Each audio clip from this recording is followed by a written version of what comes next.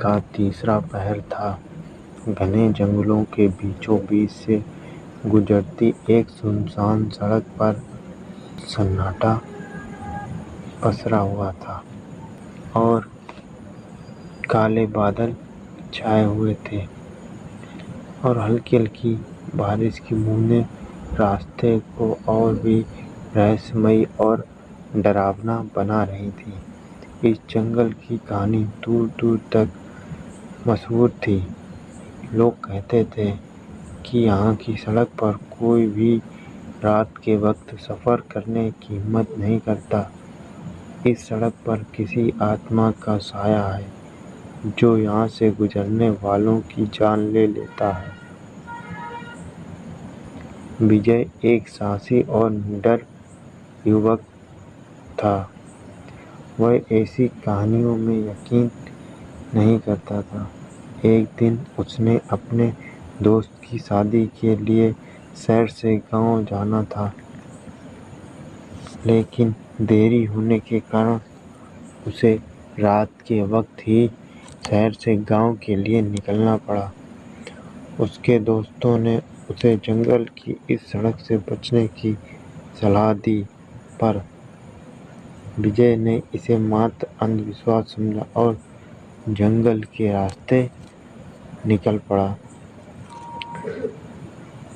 सड़क बिल्कुल वीरान थी और चारों ओर घने पेड़ों का साया था। जैसे जैसे वह आगे बढ़ता गया, सड़क और भी सुनसान और डरावनी होती गई। हवा तेज होने के साथ साथ अजीब सी सरसराहट की आवाज़ आ रही थी और पेड़ों की शाखाएं किसी अनजान खतरे का संकेत दे रही थीं। विजय को थोड़ी थोड़ी बेचैनी महसूस होने लगी, लेकिन उसने खुद को संभाला और अपनी गाड़ी की स्पीड बढ़ा दी। रास्ते में अचानक उसकी गाड़ी रुक गई। वह बाहर निकलकर देखने लगा कि क्या हुआ। उसने देखा कार का इंजन तो ठीक था, लेकिन गाड़ी फिर भी स्टार्ट नहीं हो रही थी। घबराहट ने उसके मन में वहम पैदा कर दिया, लेकिन वह खुद को समझाने लगा कि यह सिर्फ एक मामूली दिक्कत है। वह सड़क के किनारे खड़ा होकर मदद के लिए किसी गाड़ी का इंतजार करने लगा, लेकिन उस वीरान सड़क पर उसे कोई नहीं दिख रहा था। तभी अचानक उसे सड़क के किनारे किसी का साया दिखाई दिया। उसने गौर से देखा तो एक औरत सफ़ेद साड़ी में खड़ी थी, जो धीरे धीरे उसकी तरफ बढ़ रही थी।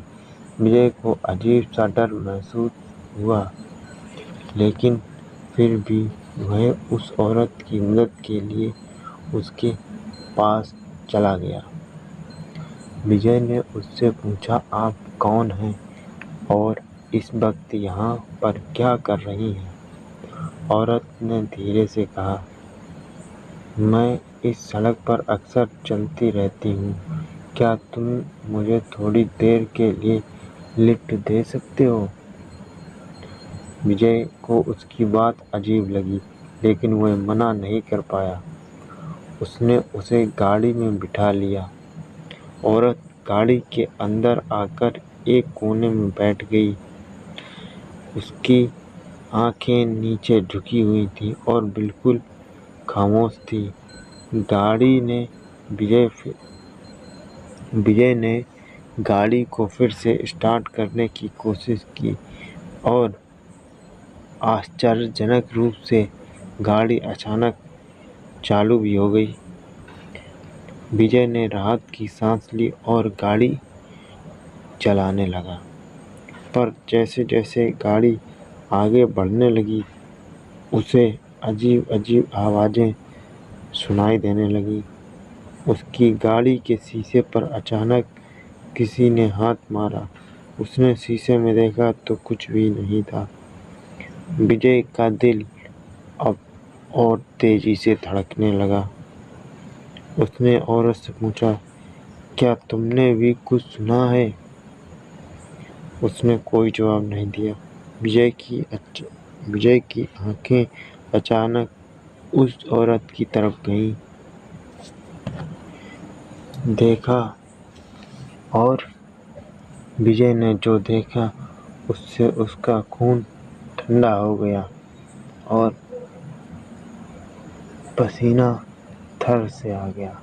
उसका शरीर थर थर कांपने लगा।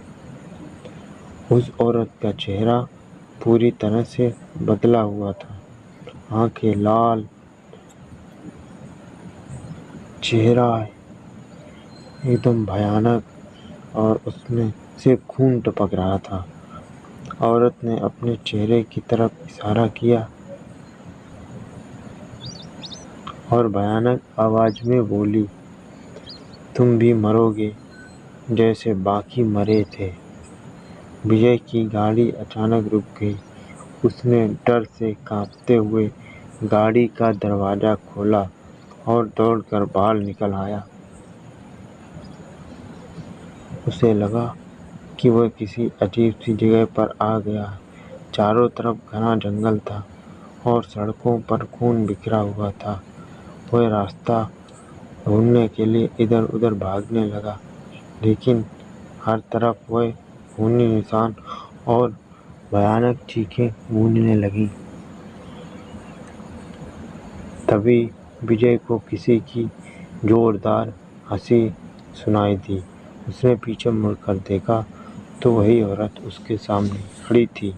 उसका चेहरा और भी ज़्यादा भयानक और डरावना हो गया था। यहाँ से कोई नहीं बच सकता। औरत की आवाज़ जंगल में चारों तरफ गूंजने लगी। यह मौत की सड़क है। विजय पूरी ताकत से दौड़ने लगा। उसकी सांसें और तेज हो गई और डर के मारे उसका शरीर कांपने लगा। उसे समझ नहीं आ रहा था कि यह सब क्या हो रहा है। उसकी गाड़ी, वह औरत, जंगल की यह भयानक सड़क, सब कुछ एक बुरे सपने जैसा था। तभी अचानक वह किसी चीज़ से टकराकर जमीन पर गिर पड़ा। जब उसने ऊपर देखा तो एक पुराना टूटा हुआ बोर्ड दिखाई दिया, जिस पर लिखा था, यहाँ से आगे जाना मना है। विजय की आंखें चौड़ी हो गईं। उसे अब समझ में आया कि वह कहाँ फंस गया है। यह वही जगह थी जहाँ सालों पहले एक भयानक दुर्घटना घटी थी।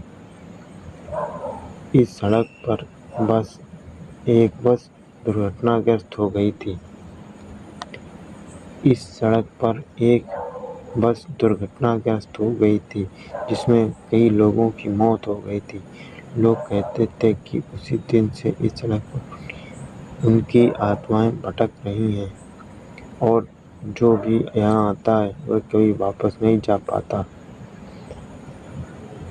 अचानक उसे लगा कि उसके आसपास कई साए घूम रहे हैं।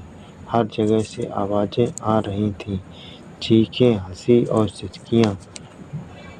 विजय को लगा कि उसकी मौत करीब है। वह बचने का रास्ता ढूंढ ही रहा था कि तभी वह औरत फिर से उसके सामने आ खड़ी हुई। इस बार उसके हाथ में एक खून से सना हुआ चाकू था। तुम भी अब हमारे साथ रहोगे, औरत ने हंसते हुए जोर से कहा और विजय की ओर बढ़ने लगी। विजय का शरीर सुन्न हो गया। वह एकदम बहे एक कदम भी नहीं उठकर चल पाया।